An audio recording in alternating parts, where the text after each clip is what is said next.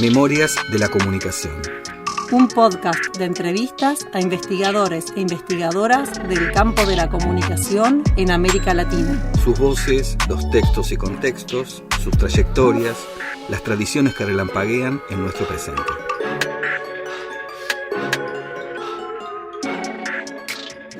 Pioneras, capítulo 7. Entrevistamos a Alicia Entel, investigadora argentina pionera en los estudios de comunicación en América Latina. Aquí nos cuenta sobre sus inicios en la carrera de letras en la Universidad de Buenos Aires en la década de los 70. Y sobre su interés por los estudios de comunicación que la lleva a integrar un grupo de trabajo con otras y otros intelectuales, sobre las primeras lecturas y discusiones que tenían previo al golpe militar. Sus años de exilio interno durante la dictadura y su rol protagónico en la creación del plan de estudios de la carrera de Ciencias de la Comunicación de la Universidad de Buenos Aires y la Universidad Nacional de Entre Ríos. Finaliza con un balance del campo comunicacional y un llamado a las nuevas generaciones. Bueno, es una historia un poco larga. A mí siempre me interesó, por un lado, escribir y por otro lado me interesaba mucho el periodismo, el llamado en aquella época periodismo científico. Eso era por un lado, digamos, ¿no? Por otro lado, no puedo mencionar comunicación sin mencionar lo que significó en la década del 70, principios antes del golpe, las transformaciones en la carrera de letras en la Facultad de Filosofía y Letras. Yo aprendí cuestiones de comunicación en la carrera de letras y en la militancia, fundamentalmente en la militancia, porque antes de mencionar a la carrera de comunicación y su creación, nosotros, como militantes políticos, estábamos en la carrera de letras que en el 73 tiene de director a Paco Urondo, nosotros al lado de él, como estudiantes y como recién graduados, chicos, no con cargos, porque no era una época donde se tenía cargo para estar cerca de un director, sino de reuniones militantes. Con él empezamos a ver la necesidad de incluir en un área de comunicación dentro de la carrera de letras. Y quien lideraba esa necesidad era nuestro querido Toto Smukler, Héctor Smukler. Y entonces, bueno, yo era discípula y muy amiga de él, y así fue como Héctor Toto Smukler arma un área de comunicación dentro de la carrera de letras, área de comunicación que hoy tiene su importancia. Hay trabajos de colegas más jóvenes que han hecho sobre esos orígenes, pero era invitar a Dorfman, a Matelar, a que dieran seminarios, y ahí estábamos todos. Eso duró muy poquito, pero dejó una semilla importantísima, sobre todo en el sentido de una visión crítica del campo, una visión crítica ligada a no solamente a pensar la comunicación, sino a actuar en políticas de comunicación. Esta cosa que en las clases nos daba Armand de agresión desde el espacio, miren qué interesante, de cuánta actualidad. Yo cuando ahora estuve escribiendo hicimos un diccionario de comunicación, 2 tomos, ya vamos por el segundo, y yo decía, agresión desde el espacio fue clave, porque a chicos que éramos jóvenes y que la verdad que muchos de satélites no sabíamos, y que yo personalmente venía de las letras y además me interesaba la lingüística, y no solamente venía de las letras, sino que venía de las lenguas clásicas. Yo, como actividad docente primera en la universidad, fui ayudante de griego y latín. Entonces, y sobre todo de griego, y me encantaba, y yo era fanática de griego y latín. O sea, que me hablen de satélites, del espacio, para mí era, ¿no? Una cosa extraordinaria. Lamentablemente, eso fue una propuesta efímera, porque ya antes del golpe militar, ya Con la para octubre del intervención, claro. 74, con Otalagano y toda la fascismo, ¿no? Digamos, de ultraderecha dentro del marco del peronismo incluso, nos echaron. Y no solamente nos echaron, sino que después, digamos en el 75, y ni hablar de comienzos del 76, no solamente nos echaron, sino que nos persiguieron mal. Nosotros, para no renunciar a esa idea de pensar el campo de la comunicación, de seguir trabajando, y eso lo puede contar, estábamos con Margarita Stires, incluso porque ella había venido a Argentina, soy muy amiga de Margarita y de su marido, ya creamos un centro, el SECOM, un centro de comunicación, y empezamos a funcionar.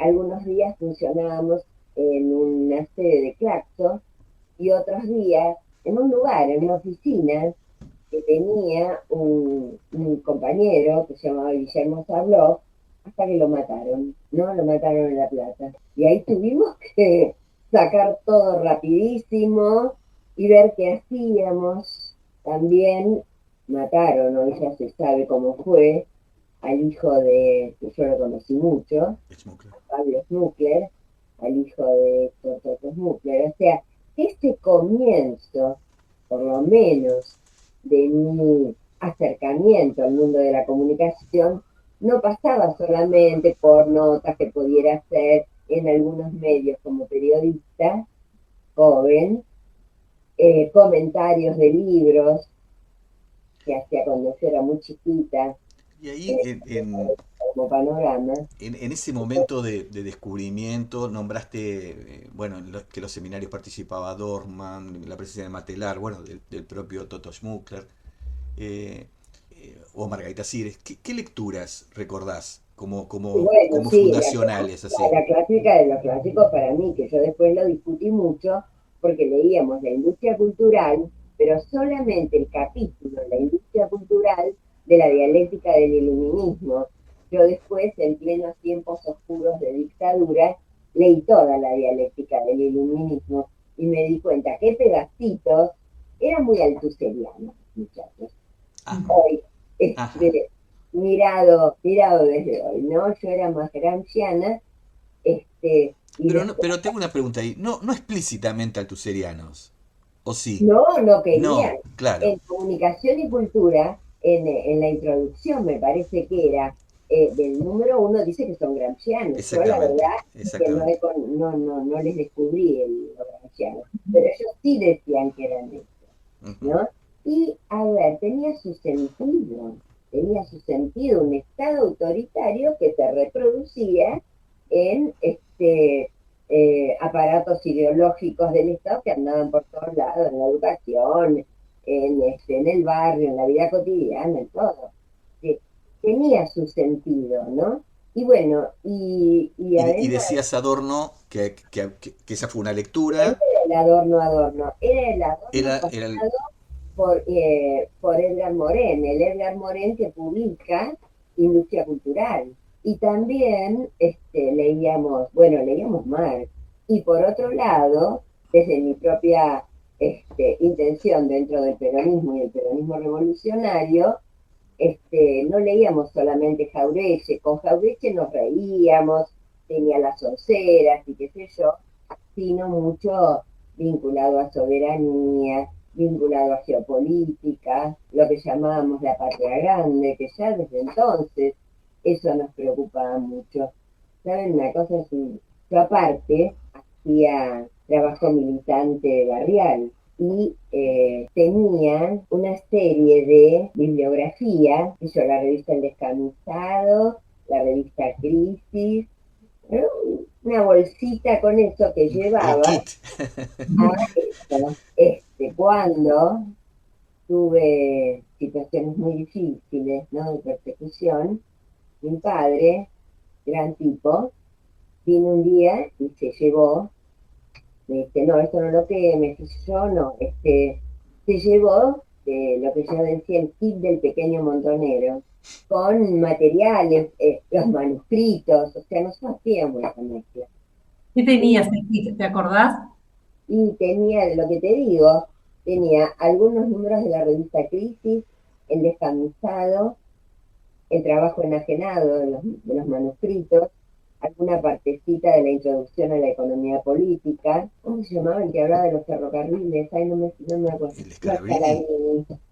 el clásico de Scalabrini sobre los ferrocarriles argentinos. También, Ah, sí, también. Bueno, y poemas de Pacurondo, o sea, era todo un kit. Mi papá te dice, llevó no, todo. esto no, se lo ¿Y llevó, bueno, yo tuve que quemar libros, bueno, cosas que nos pasaron desde en nuestra historia. Muchos años después,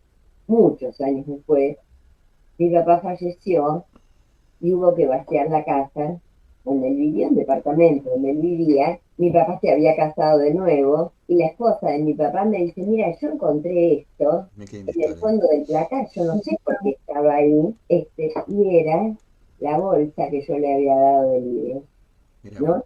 Qué fuerte. Que hoy está en la Fundación Walter Benjamin, por supuesto, porque hay que seguir adelante. Y bueno, era eso un poco, ¿no? Nosotros, además éramos muy estudiosos, muy lectores, y el desafío era ir a un barrio y hablarlo, que ni siquiera a veces leerlo, hablarlo con la gente, en una tarea de comunicación.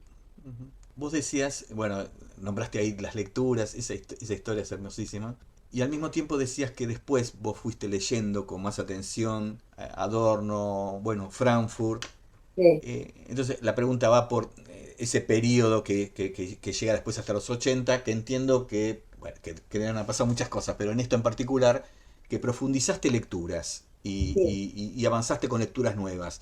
¿Profundizaste en Frankfurt y en qué sentido profundizaste y qué nuevas lecturas con qué nuevas lecturas te fuiste tropezando, para decirlo así? Sí, bueno, ahí estaba todo el tema. Miren, yo zafé, ¿no? Me tuve que ir un ratito a Colombia, después con mi hija chiquitita, con, bueno, muchas cosas. Y luego fui la primera camada de la maestría en Ciencias Sociales de Flaxo. Un Flaxo muy distinto del de ahora. Y ahí en esa primera camada yo ya venía, ¿no? Con esto de la industria cultural y de querer estudiar y de querer ver cuál era la función del periodista en la industria cultural, a trabajar, pero a trabajar de súper pinche, ¿no? En la editorial Abril, y en la maestría cursé con Rodríguez Bustamante, y Rodríguez Bustamante, tipo liberal, me dijo, pero no podés leer solo la industria cultural, tenés que leer todo, ¿no? ¿No? Tenés que saber la psicología social desde el punto de vista de Horkheimer. Yo, psicología social, yo no quiero saber nada de eso. Y ahí empecé, aparte de cursar dentro de Flaxo, empecé a leer mucho, casi como un consuelo, porque estar acá en la época de la dictadura era espantoso. No, no caminabas, no ibas por la calle Corrientes, no, un bar, jamás. Más o menos, ¿no? Entonces se estudiaba mucho. Y después, en el retorno a la democracia, los inicios de la carrera de Ciencias de la Comunicación, que ocupaste un rol, Sí, bueno, pero antes de eso, sí, nosotros seguíamos teniendo gran parte de nuestros amigos que habían ido al exilio en México. Y yo me carteaba cartas con ellos. A veces las cartas me las mandaba gente que viajaba, no era carta escrita, pero que me la traía de un compañero. Y entonces, por sugerencia de Toto, con Heriberto Muraro, Patricia Terrero y otra gente amiga, creamos la Asociación Argentina de Investigadores en Comunicación y Cultura. Y nos reuníamos de vez en cuando, la verdad que era muy precaria, pero eso nos permitió seguir teniendo la llama encendida de que en algún momento iba a tener que existir una carrera de comunicación en la ciudad de Buenos Aires, de la universidad pública, porque había lugares privados, qué sé yo, pero de la universidad pública. Y allá, por el 83, cuando empieza primero a volver algunos compañeros de México.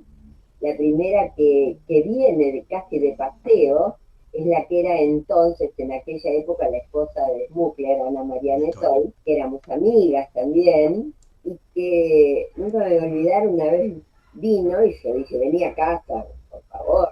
Y mi hija era chiquitita, y ella empezó a hablar, que México, que el exilio, todo, con súper lujo de detalles. Y mi nena me dice, mami, ¿por qué nunca me contaste con detalle?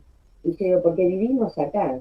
Y yo no quería comprometerte a vos, porque vos ibas a Jardín Infante, a la escuela, y yo no podía hablar nada. Y entonces, Menena le decíamos a Ana María, Menena decía, bueno, pero ahora le podés empezar a contar.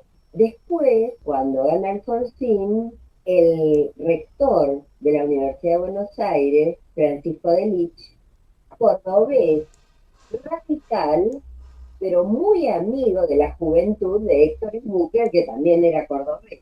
Entonces lo llama para que vuelva, era como un pretexto para que vuelva a Argentina y empiece a armar un proyecto de carrera de comunicación. Entonces que Toto vuelve, por supuesto que me convoca, porque ya éramos amigos, y era no solamente una amistad, era una militancia conjunta que habíamos tenido. Empezamos a ver cómo armar un plan de estudio, y no solamente a mí, porque nunca me voy a olvidar la vez que nos convocaron en el Consejo Superior, pero en la sala del Consejo, a toda esta manga, ¿no?, de marginales que éramos. ¿Quiénes eran los apóstoles, digamos así?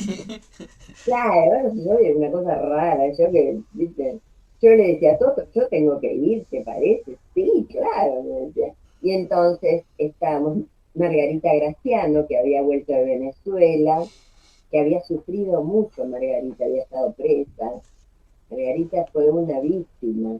Y también ellos, los radicales, también trajeron su gente, a Vícer, que por el Comité Capital de los Radicales, algunos periodistas, también lo habían llamado a Steinberg por el área de semiótica. Bien, yo no me acuerdo, pero están en los planes de estudio, Sí, sí, sí, sí. están todos. Bueno, y nos reunimos a ver qué hacer, y como cada uno venía con su formación, yo ya para esa altura era magíster en ciencias sociales y había estado trabajando mucho comunicación y educación. Por otro lado, también cuando terminé la maestría, Juan Carlos Tedesco, que estaba armando un área de educación en Flaxo, me convocó para que también colaborara. Yo era traga, muy trabajadora, para que, y yo le dije, nunca me voy a olvidar, le dije a Juan Carlos Tedesco, yo no soy de educación, yo soy de comunicación, me gusta comunicación. Entonces me dijo, bueno, trabajar, fue una cosa muy pionera en la propuesta de él, dice, trabajar el tema conocimiento, trabajar todo lo que fuera cognición y educación. Y yo decía, bueno, no, y comunicación, porque si no puedo. Entonces, lo teórico que había aprendido y que había estudiado mucho, incluso lo traté de aplicar, y como Juan Carlos Tedesco había sido también contratado para hacer una evaluación de los niveles que tenían los chicos en la escuela secundaria, en los colegios secundarios, me pidieron a mí que haga unas pruebas para tomarle a chicos de escuelas, de colegios secundarios de Ciudad de Buenos Aires y algunos de provincia de Buenos Aires. Y entonces inventé estas pruebas y vi toda la parte cognitiva ahí. Y no es por nada, no quiero mandarme la parte, pero fui bastante pionera. Pero sí mandaste la parte, sí, ¿le hiciste? Fui bastante pionera porque trabajé mucho en todo lo que fuera dialéctica y procesualidad en el área de conocimiento. Bueno, después de eso, entonces lo quise poner también el plan la de carrera. estudio. En comunicación. Y Margarita quería política y Toto con tecnología, obviamente, con Patricia Terrero. Y la gente más de periodismo decía, no, un momentito, hay una tradición del periodismo que hay que tener. Y así fue como los pobres estudiantes iniciales tuvieron una carrera larguísima, con 5 orientaciones, porque era casi posgrado, porque cada uno de nosotros venía de hacer posgrados y decía, tiene que estar, tiene que estar. Cada uno pensaba que su área era indispensable. Por Claro, fundamento, tal seguro, cual, pero bueno. tal cual. ¿Y Y, vos el programa de tu materia, cómo lo fuiste organizando? ¿A partir de qué criterios lo armaste? y bueno, yo también para eso tuve el aporte, por ejemplo, de Silvita Delfino en todo el área de cultura, de los estudios culturales, que hay que reconocer que fue de las primeras que tradujo a estos pioneros de la escuela de Birmingham, y estaba en la cátedra, y bueno, yo aprendí con ella, digo, las cosas hay que decirlas. Eh, y me gustó, yo venía también de leer sola mucho a Gramsci, sobre todo justamente su concepto de educación y también de periodismo. Y yo ya había dado algunas clases en Flaxo también, y en Entre Ríos, porque me habían convocado estudiando en Flaxo la entonces decana de Entre Ríos, que tenía un plan de estudio que se llamaba Ciencias de la Información, le pidió a Flaxo alguien que por favor le actualizara ese plan de estudios. ¿Y a quién llamaron? Mamita. Entonces fuimos a Entre Ríos. Yo por eso, yo durante muchos años me fui a Entre Ríos. Sí, sí, yo estaba, y ahí en Entre Ríos, la verdad, muy buena, ¿verdad? Hay que decirlo. Eso también me ayudó a armar la materia. ¿Cómo recordás esos primeros años de la carrera de comunicación? Digo, ¿cómo eran los estudiantes, el perfil? Digo, una vez que ya se empezó a Bueno, el implementar. perfil de los estudiantes era un grupo de estudiantes militantes en el sentido de la militancia estudiantil. Querían que se concrete una carrera, tenían sentido crítico, de verdad. Nunca me voy a olvidar que en Entre Ríos se había hecho un encuentro de estudiantes de comunicación.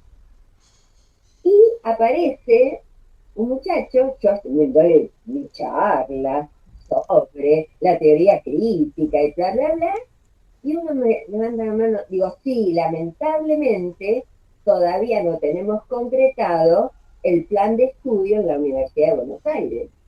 Uno se me levanta y dice, no, profesora, sí está concretado. Y yo digo, no, te digo que no, si yo estoy en... Sí, sí, a los que queremos estudiar comunicación nos anotaron en el CBC de Sociología, pero yo le aseguro que va a haber comunicación. ¿Saben quién era? Guillermo Mastrini. Guillermo Mastrini, siempre En así, Entre Ríos estaba Guillermo Mastrini. No, que fue el encuentro. que fue al Que encuentro fue el como encuentro. estudiante de comunicación. Claro.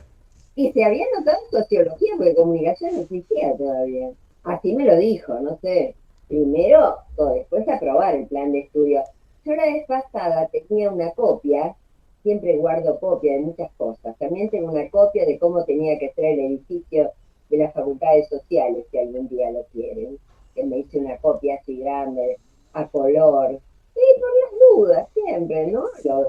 El original, por supuesto, en el lugar público correspondiente, pero alguna copia para guardar para que después no te mientan.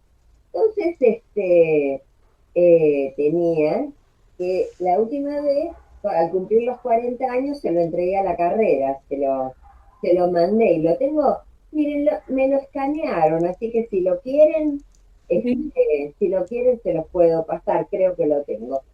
Este, y bueno, entonces era cuestión de primero y también hacer las críticas, ¿no?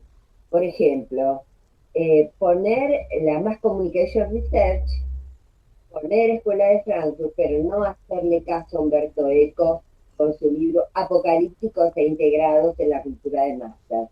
Porque no sé cuán apocalípticos serán unos y cuán integrados serán los otros. Era un esquema dicotómico, una porquería, basado en cierto modo de entender la semiótica que por suerte después se ha realizado. Entonces, yo no quería. Era, para nosotros tratar de hacer pensar a los chicos era no bajarles esquemas cerrados, pero que lo pudieran deconstruir y ver cuál era el pensamiento. Yo me acuerdo que hice este librito, Teorías de la Comunicación, y le puse de subtítulo Cuadros de época, pasiones de sujetos. Porque uno no puede entender Lasserfeld sin saber cómo se adaptó el tipo a los Estados Unidos, de dónde provenía, cómo también le ayudó a los de Frankfurt, cómo los de Frankfurt para sobrevivir también hicieron encuestas, laburaban de eso, Claro. ¿no?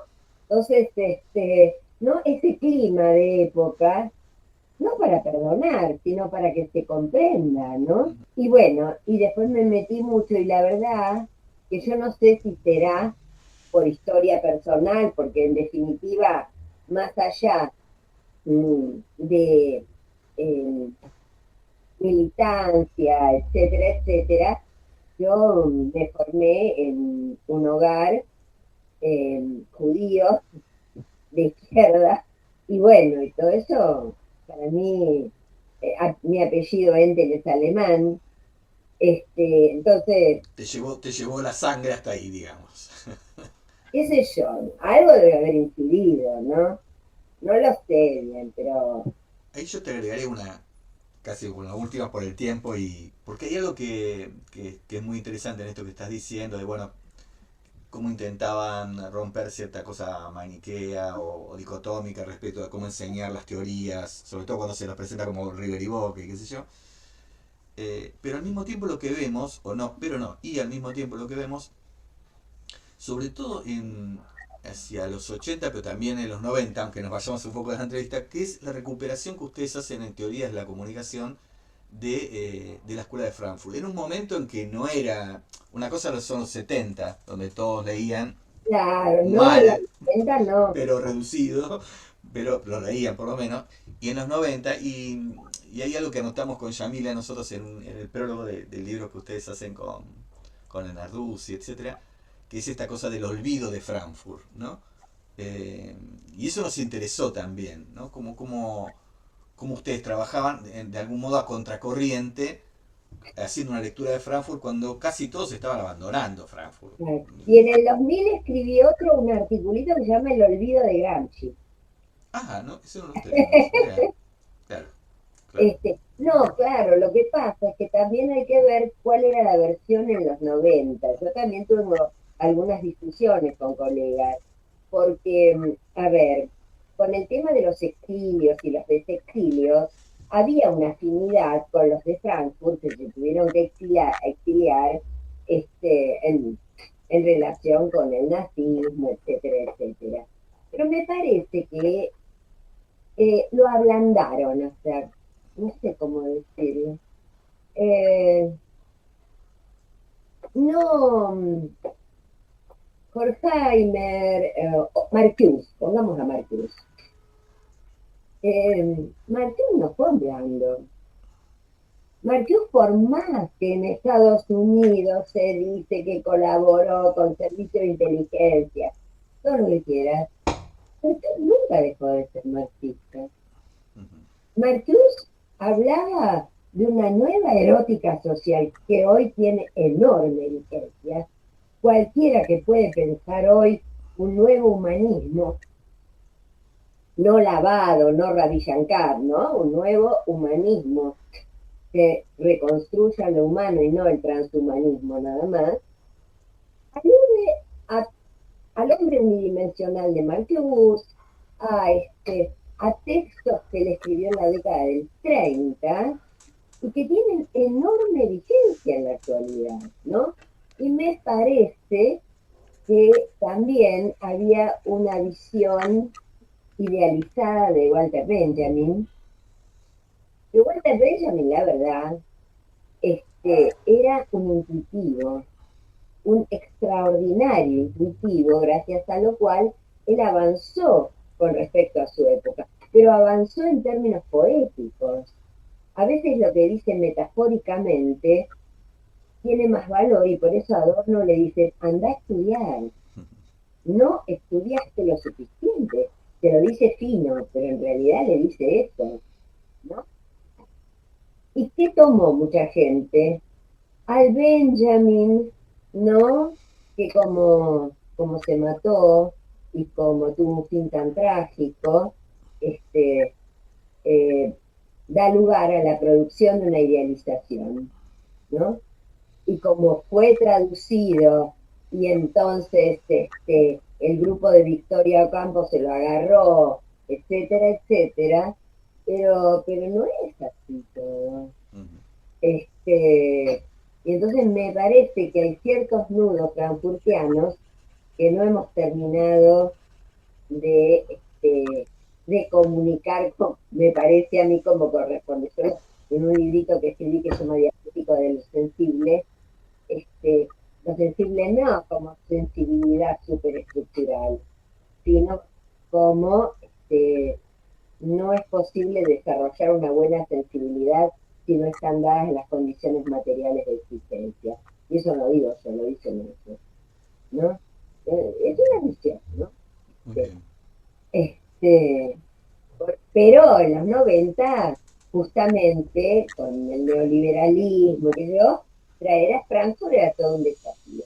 Yo lo que noto, chicos, ahora me da mucha ganas de llorar, es que está como, y ustedes se los digo, porque ustedes hacen teoría, etcétera, como aplanada esa sensibilidad crítica. Dicen que hacen crítica, hacen todo. Está muy aplanado todo, sí. Perdón, ¿no? No. Bueno, en relación con eso era la última pregunta que queríamos hacerte, que es, ¿cuál es tu visión del campo de la comunicación actualmente? ¿Cómo lo ves? Y también de cara a que la idea es que este podcast también lo puedan escuchar estudiantes, las actuales y nuevas generaciones y demás. Si querés también finalizar como con algún comentario, consejo o lo que tengas ganas de... Sí, cómo no. Y bueno, yo creo que estamos viviendo un momento terrible, un momento bisagra, un momento de cambio civilizatorio, un momento de cambio de época, y no pondría con tono celebratorio a todo el pequeño conjunto de dueños de plataformas, ni Peter Thiel, que quiere una humanidad mejorada y diferente, o sea, más nazi imposible, hasta otros que solamente quieren vender tecnología, ¿no? Entonces, me parece que estamos en este momento volviendo a que el tema comunicacional es sustantivo, es un dato de lo humano, es un dato de lo humano, y caracteriza al ser humano, entre otras cuestiones, trabajo, lenguaje y deseo, digamos, ¿no? Trabajo ha cambiado totalmente. Lenguaje, estamos haciendo una delegación cognitiva, hay otros que piensan, y el deseo está achatado, ¿no? Entonces, el gran desafío, yo le diría a todos los pibes, la verdad, es pensar por ustedes mismos. El gran no deleguen nada. Hay un concepto que se llama delegación cognitiva. Entonces, delegan en la IA, ¡ay, qué fácil! Yo a la IA la llamo RASA, repertorio automatizado sin academia.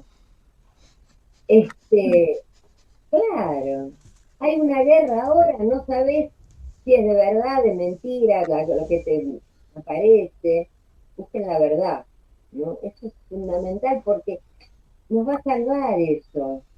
O como decía Alcira Argumedo, ¿no? Hay que poner límites al llamado crecimiento. Ojalá se les desenchufe todo, porque vamos a tener que volver a no delegar, o en todo caso a delegar humanamente y comunitariamente, y no en unas máquinas, no en unas tecnologías.